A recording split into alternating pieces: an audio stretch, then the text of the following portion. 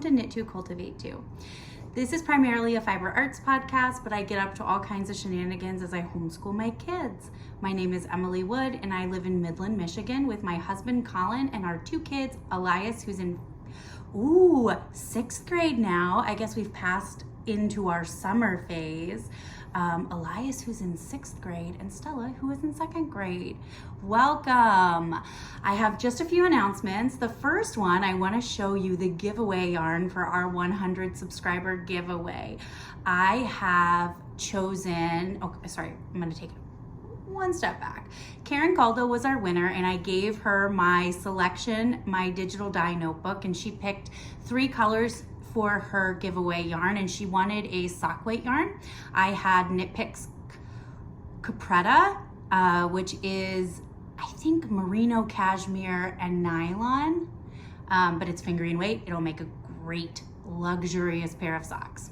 Her 3 colors that she picked were Timberwolf, Kingfisher Blue, and Terracotta. So a gray, a deep teal blue, it turned out more teal than the deep blue layered on the gray. And then terracotta is like a rust. I love how it turned out. I'm going to show it to you because I haven't shipped it yet. Oh, I haven't reskeined it. It's a very sloppy skein. So I'm going to open it up a little bit. I still have my zip ties in it. I'm gonna ask her if she wants a little more color. I was trying to keep the Kingfisher Blue and the Rust very separate. They muddy, you can actually see it right here, where they mixed a little bit. They get kind of like a muddy blue instead of the distinct colors. So even close by, I was trying to keep them pretty distinct, and there were not any spots that it really got too bad. So I'm gonna see if she wants a little more color applied before I ship it to her, but it is done and I'm really happy with it. The next quarterly giveaway it ends the last day of June 30th, midnight Eastern Standard Time. This is a Use Your Stash make along. I'm just gonna put in the Facebook group, and I will pin it below. I think I mentioned last time I wanted to look into the community tab, but you have to have 1,000 subscriber thing. So we'll have to wait on that. I'm still looking for a good forum location. That wasn't Ravelry. So I think we're just gonna do a Facebook thread, and you can put a picture with the pattern you did. It doesn't have to be a pattern, I'm sorry. A picture of what you made. It's Use Your Stash. You can make anything that you had from stash. Lastly, I want to give the Patreon rundown. For $5 a month, you can go get on the Patreon site. You get a 1-hour virtual knit night every month.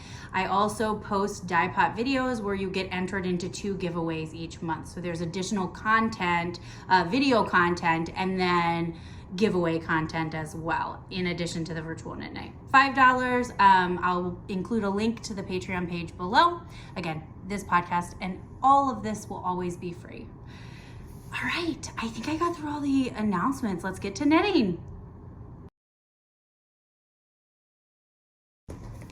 Really quickly, I'm gonna bring an old project back again.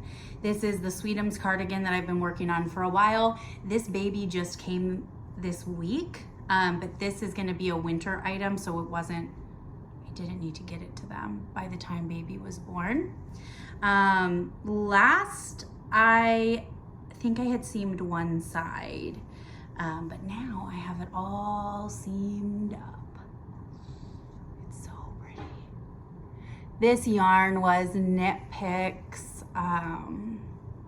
Hawthorne DK that I bought in bulk and dyed with Dharma, I think it was Acid Dyes, Dharma Acid Dyes Aubergine. I'm pretty sure that's what I dyed it with. It has these beautiful cables. I love it. Okay. I seamed the first side beautifully. It was perfect at the shoulder. I had a beer or 2 while I was seaming this side. and it is not perfect. And by not perfect, I mean, it's like 3 stitches maximum rotated. It's very minimal, but I was very frustrated and put it to the side.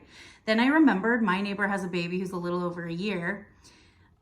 So I tried it on him and it wasn't noticeable enough that anybody's gonna care, except for me.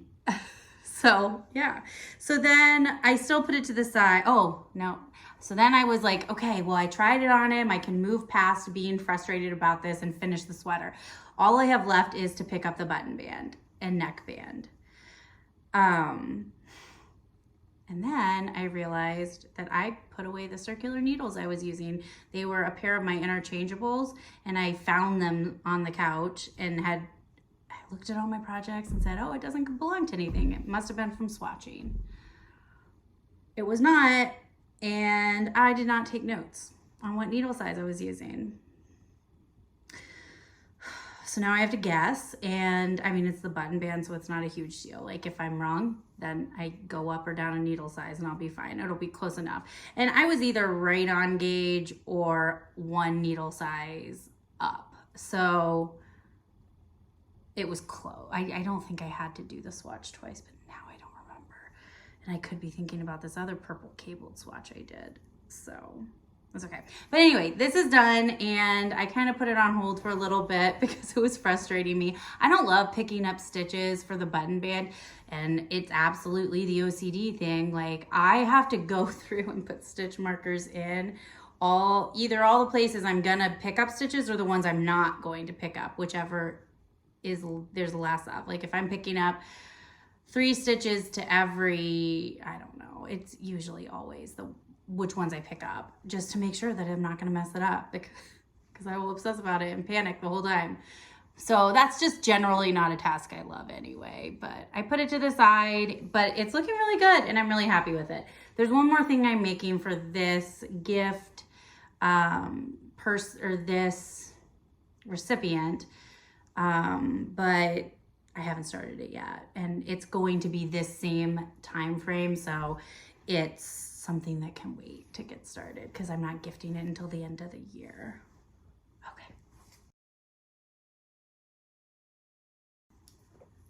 Okay, so I am still my vanilla knitting. Did we talk about categorizing our knitting? I always have vanilla knitting, and I always have, I had a term that I used the other day. Now I can't think of it, but whatever, like interest knitting, that's what it is. The knitting that I'm interested in, like this is new or complicated, or I have to think about it. So there's always something I like to work on at home and then something I kind of carry around. Socks are a typical one for me. Vanilla is the New Black by Anna Fletcher is one of my favorite vanilla patterns. It's about $4.91 US. I actually, when this pattern kind of came out, I didn't love the heel. Like I didn't like how it looked. It's like a triangle ribbing. I love how it fits, and now I like how it looks, but I really wasn't into it at first, but I made a pair because people kept raving about them, and it fits my heel very well. I have a very narrow heel, and it fits it really well because it wraps around with the ribbing and like stretches into it. Yeah, so last time I was on the foot of the first sock, and I've been holding this up. Obviously I finished it. And then I have, I think, 2 more rows of heel increases to do. And then I will be doing the heel turn. So yeah, I love this yarn. This is Deza Vista Dye Works Crazy Unicorn Frap. I've had this for a while. A few years, when I was in grad school, I did, so I guess 3 years ago, I did her knit along. It's a very long, crazy name.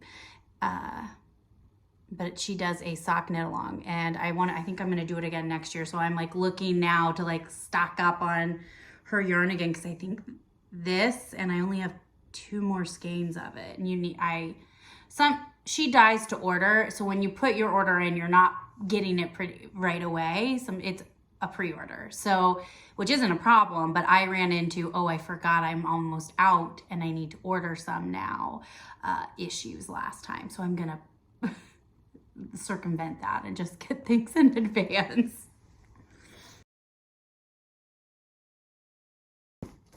Okay, so I have another project that was a bust, and I am frogging. I started the Tanrenga by Svetlana Volkova using Knit Picks Alex Whirl. I messed up. So I messed up and it was going to be such a pain to rip. And I really just evaluated, like I was enjoying the knit, but I wasn't enjoying, like I didn't want the finished item.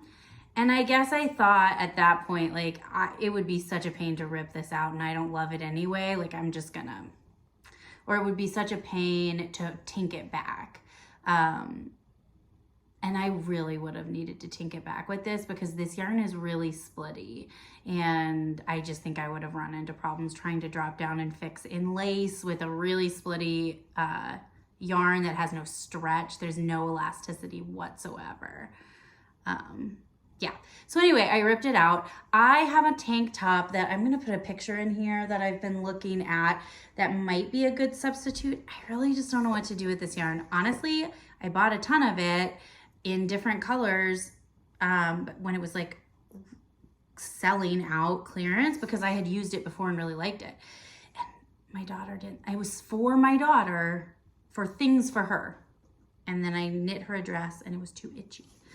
So now I just have this yarn that I don't know what to do with. And I already have 2 sweaters out of it. So I don't need, and I have 2 more sweater lots. So I need to figure out what I'm gonna do with this. If you have any pattern suggestions on what you think this yarn should be, tell me below. I would love recommendations. I did look on Ravelry under what people did with this yarn, like under the projects, and nothing jumped out at me, but, and there weren't a ton of projects with this yarn. So we'll see. I am putting a pin in this and putting it away for now. And I'll hopefully have a decision on what I'm gonna do next time.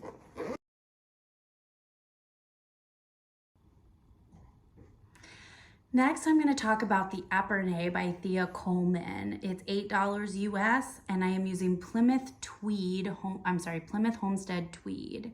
I keep wanting to say this is plumberry, but I will have to look at the colorway. But it's this beautiful deep purple with lots of tweedy bits in it. And I am knitting this as a shop sample for Stranded Yarn and Coffee here in Midland. Let's see, last time, it's a bottom-up sweater. So you cast on the ribbing, and I had just started the textured section. I don't think I really had much to show you.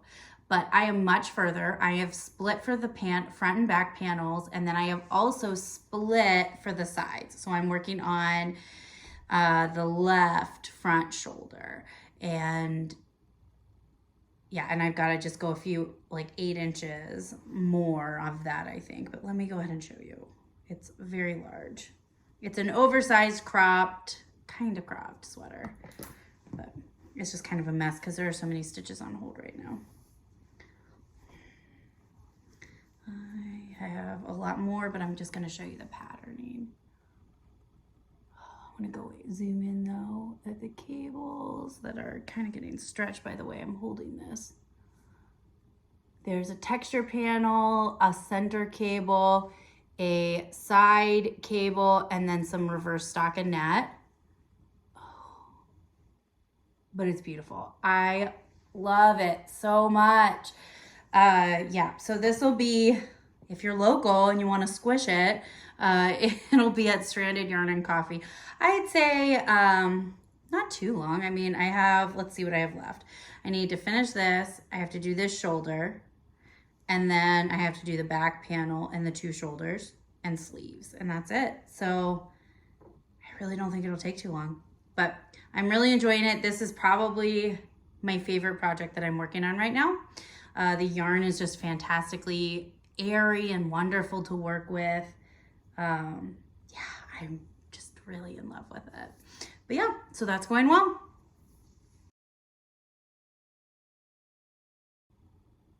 The last project I want to talk about is an impulsive cast on that I did with my sister. My sister recently was gifted a sapo, I think that's how you say it, cloth, and it's basically a loofah cloth, and it looks like a scarf, kind of like a big long scarf, and it's made of like fishnet kind of material, but it's like a loofah. So you hold it and squish it in your hand and then rub it on your body. But then you can also use it like to get your back really good. I think we looked it up and they're called African washing cloths or something. I can't remember what it was. I'll look it up and put it up there. But she got it as a gift and she was showing it to me, and earlier that day her and I had gone to Joann's, and one of the things we got was this clearance chainette, basically loofah stuff. It's all like these little chainette nylon, that's the word I was looking for, and it was on clearance. I think it's to make like scrubbies. But it's not rough at all. Like, it's not scratchy. It just feels like a loofah. And so we decided we would try it. And so I didn't want to mess with tying the mesh like a net, because that's really what it looked like. So what we're doing is I took US 15 and I just cast on and am knitting. And I'm knitting until I run out. But it stretches wonderfully. I think it's going to be amazing, and it's great. You can squish it up in your hand to use it like a loofah or more loofah-like. I can't stop thinking about all the bacteria and mildew that must be in the center where everything is tied together in the middle of the loofah. My husband loves the loofah. Every time I use one, think of that. So when I saw this, I immediately was like, I love that I could just hang it over a towel rack and it would completely dry out. And I know I'm overthinking it. I understand, but I love this. So I'm really excited to see how this works out. Now, I will say this. If I had not literally bought this right before she showed me, I never would have attempted to make this. I think I would just purchase one, or find a fair trade company that to buy them from. But I was like, oh, I have this. Let's see if we could do that and see if we'd like it, because this was $2. So that was the motivation, not, anyway, yeah, that's all I'm gonna say. So for plotting and purchases, I already talked about the purchase from, it was $2. I don't have the ball band anymore. I think I lost it at my sister's house. But I talked about that purchase, and at the same time when we were at Joann's, we were actually there because we were gonna cast on the bow hat, and I was gonna get some 24/7 cotton for my sister, but I had realized that that was not the right gauge, which is a bummer. So I went with Oh Baby Organic, and it's also Lion brand. I'm not sure I'm gonna be able to, well, I guess I'm crocheting with it. I might be okay. I really can't knit with cotton. I can usually get away with, I sometimes can get away with crocheting good cotton, but it's a sensory thing for me. It's not a snobby thing. I want all the cotton like t-shirts, but I can't. I physically, it's painful to listen to the sound the yarn makes. It's silly, I know. But anyway, this is a coral color. Let's move on. This is a coral, and I have a few of them. It's 100% organic cotton, but it's pretty soft. And so I'm hoping that that'll be good for the bow hat, which I'll put a picture up. And then I'm also I think the next interest piece I'm going to do is the Miserina by Caitlin Hunter. And I landed on dyeing the yarn Nebula Navy for the main color. These are both going to, and Black Cherry for the contrast color. They are both going to be Dharma fiber reactive dyes that I use to dye like an acid dye. So instead of using soda ash, I will use citric acid and dye on animal fiber. So that's my plan on that. My dye studio is still in complete mess because we're still waiting on the electric company. Nope, not worried about it. It will get there, but it is frustrating that I don't have access to my stuff. It's okay. We had, I guess I'm just gonna, I was about to move on to house stuff, but plotting and purchases, I think that's about it for today. All right, so for homeschooling, I actually have a few things to talk about today. I have some curriculum I want to go over. We had family in town, and I've been helping my sister move for the past 2 weekends, so I have really not gotten a lot of crafting done. We haven't gotten a lot of school stuff done, but it's summer, so we do 3 days of one subject each during the summer, and it's really more for structure than anything, and schedule. But we had piano and swim lessons, and soccer camps are all starting this summer. My one son takes piano lessons. My daughter was going to be starting, and so we just had a bunch of stuff that started in June.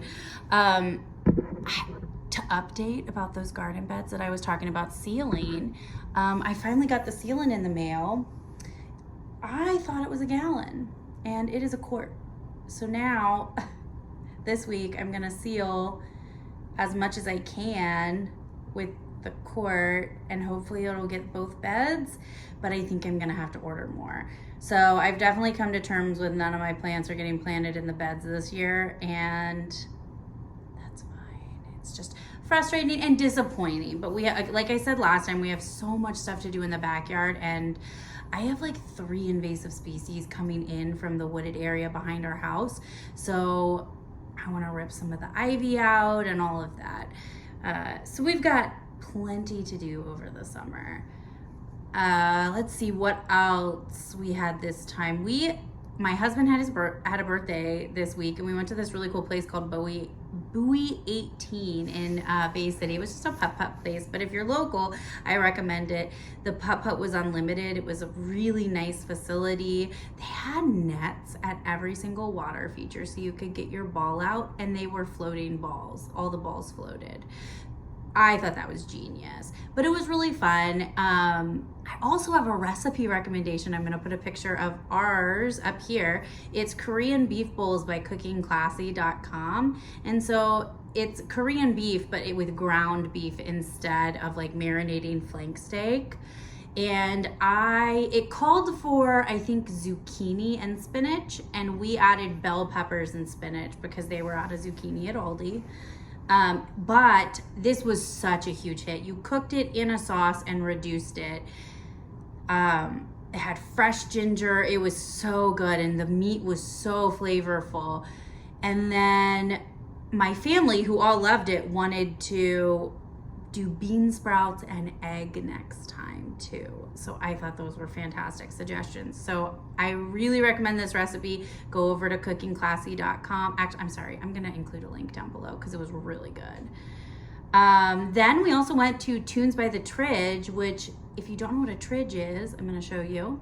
It in Midland, there are the Chippewa and Tittabawassee rivers meet downtown, and so the Tridge is over the 2 rivers where they meet.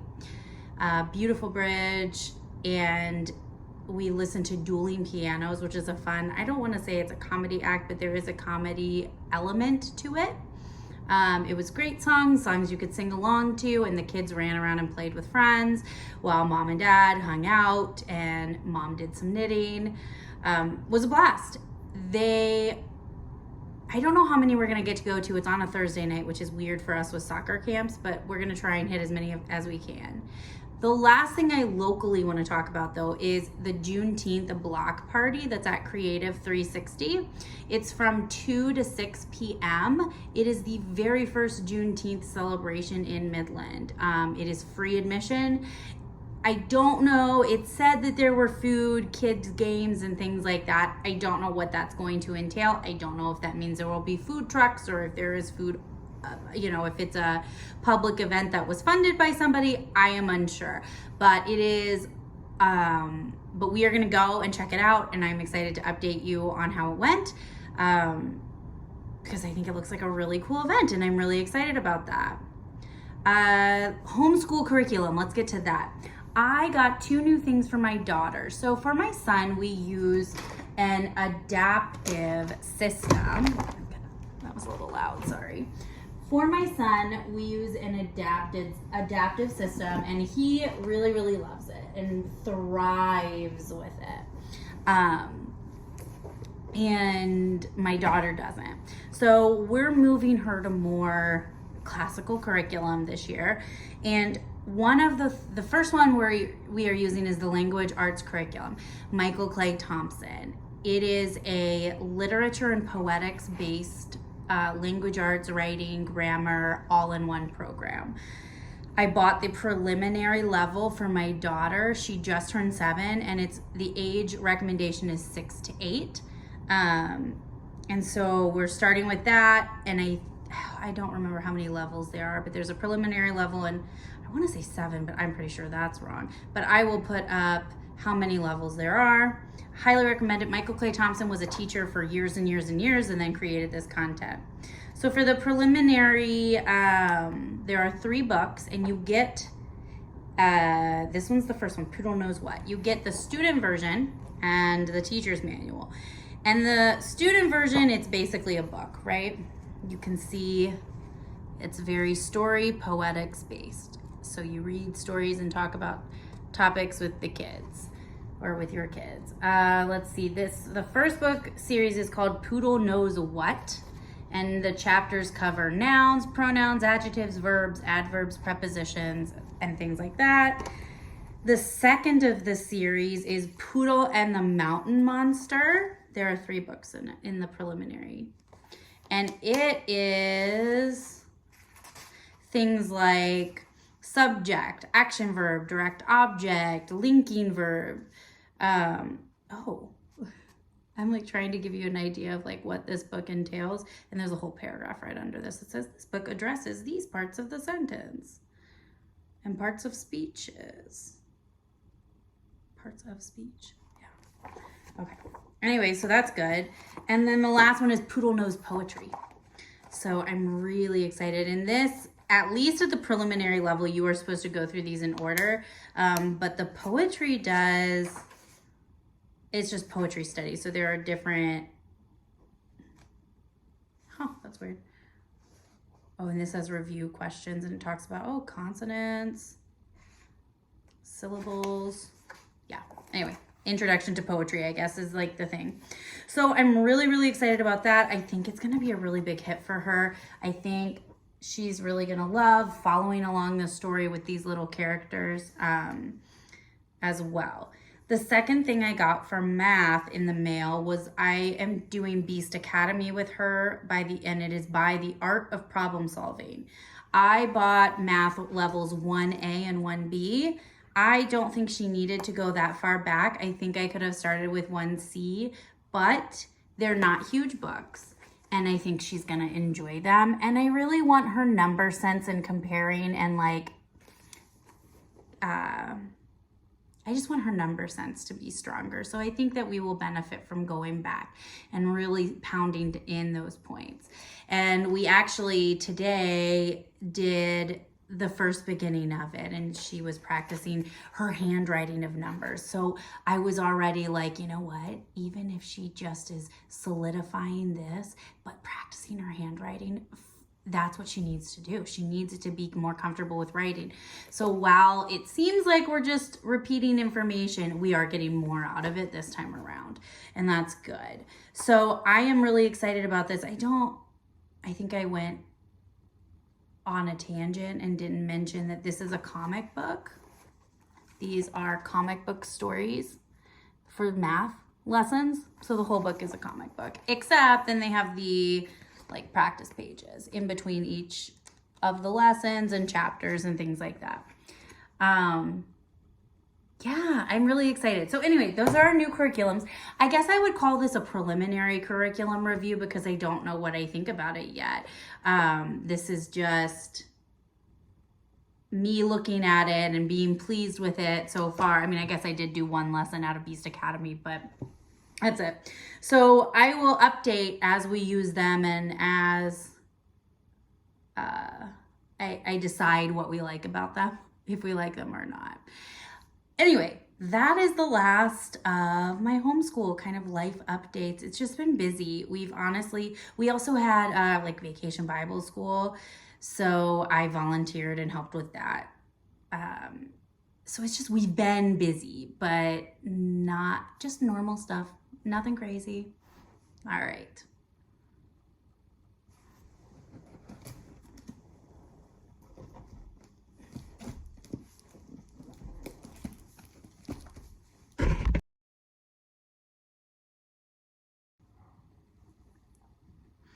In the personal learning section, I'm going to talk about a few of the books I read.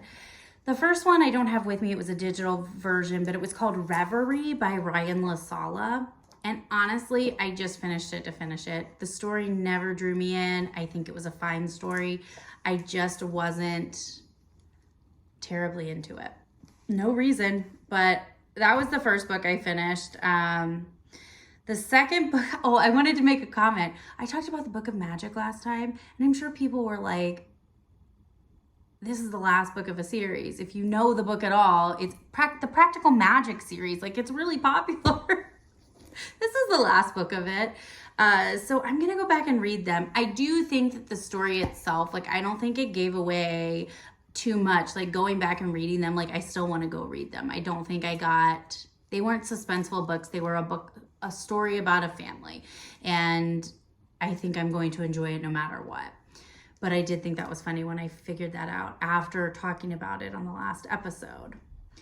The next thing I want to talk about is that I returned the Breaking Free of Child Anxiety and OCD by Eli R. Lebowitz, not because I disagreed with it, because it just wasn't what we were looking for. I grabbed it off a display shelf hoping it might be something good. It really wasn't what I needed. Totally fine. I just didn't need to read any more of it. So I did return that. I finished League of Liars, which is by Astrid Scholte. I really liked this. I don't think I told this story, but I was at the library and was looking at the wrong shelf. So I got the next two books are young adult books that I grabbed on it. I'm not realizing I was looking at the young adult section. However, I really like both of them. This one was like a science fiction-y, no, I'm sorry. It was like magic, more fantasy. So like fantasy-based kind of world in the court system of that world. So the crimes happened and one of the characters is interning with the lawyer that's dealing with it, and then you get the perspective of the accused, right, in both cases. But it's so good. The way the story was written, it jumps from character to character. It just was really, really engaging. I couldn't put this one down. It was really good. So I definitely recommend that, although it is a young adult book. Although, to be honest, like, I love not having the adult themes. I also like the less complicated character backstory. Sometimes reading a book without all the adult content is fantastic and just what I need. So I don't want to knock anybody who enjoys young adult books, because I do quite a bit sometimes. The last one, again, another young adult book, is The Daughters of a Dead Empire by Carolyn Tara O'Neill. This was fantastic. It was in 1918, Russia, so Bolshevik era. Two girls run into each other and cross paths and have to work together. One is a czarist, one is a Bolshevik. I felt this book did a really good job. The story itself wasn't terribly complicated or terribly complex, but I thought it did a really good job of talking about the social and economic issues of that time frame in a very fun to read way. So I heavily recommend this. I thought it was so well done, and I also had a hard time putting this down. Last one. I swear. This is AI 2041 by Kai-Fu Lee and Chen Shifan. And this is 10 Visions for Our Future. And I think I talked about this earlier, but I hadn't really started it. This is 10 short stories. I finished the first one. I'm so into this. There are 10 short stories. All of the short stories have an 80% likelihood of coming to life. Not as the story tells it, but the technology's involved. So it's all about AI technology, and the first 7 stories are about applications of AI in industry and different applications of it. And then the last 3 are on the societal issues like job loss and surplus of goods and all that stuff. It touches on that. So, but all of the technology has an 80% likelihood of happening in 2021 when this was written. And so it's supposed to be 10 very realistic stories of things that are likely to be around in 2041. So the first one was about AI insurance and how deep learning can be used to get better premiums and to have better insurance rates or more accurate insurance rates. Very interesting. It jumped right into the presence of bias and how that could, even invisible bias, how it could be interpreted by the deep learning software. So one thing I really like about this book, let me show you the first story. On the black page, there's a short paragraph. And that gives like a little overview of the story and what technologies they're talking about and like what to look at. I like that because it kind of eliminates some of the short story backstory. Like they don't have to include all the information in the story where you have to figure out what's what. It just directly tells you a little bit up front. Then you read the short story, and then you have like a chapter where it describes the technology and like how it works. So the first chapter was all about deep learning and how it was designed in neural networks and how all of that works. It's so cool. So I'm going to keep reading it and see how it goes, but I will say it's a lot to sift through some of the information, but it is so good and I've really enjoyed it. I'm not usually a short story fan because it takes my brain so long to get into a story and wrap my head around it. Short stories really just aren't my thing. By the time I get into it and it feels comfortable in my brain, the story is over. And now I need to learn a new set of characters and a new backstory. So it's not, my husband on the other hand loves short stories. He was reading a book of short stories. Anyway, but he loves them and my brain does not love them. But anyway, I think that's all I've got this time. I really didn't have a ton of knitting. We didn't have a ton of events or anything going on. Honestly, my kids have just been riding bikes and playing outside. I haven't really been putting together activities for them, like craft activities or things like that. They've really just been, we live in Michigan. We're inside during the winter. We go out a lot and do outdoor stuff, and we have really awesome sledding, but they're taking advantage while it is warm. Let's say that. So I usually get a lot of knitting done, but we've just been busy. But anyway, it is so good to see everybody, and thank you so much for coming by, and I hope to see you next time. Bye.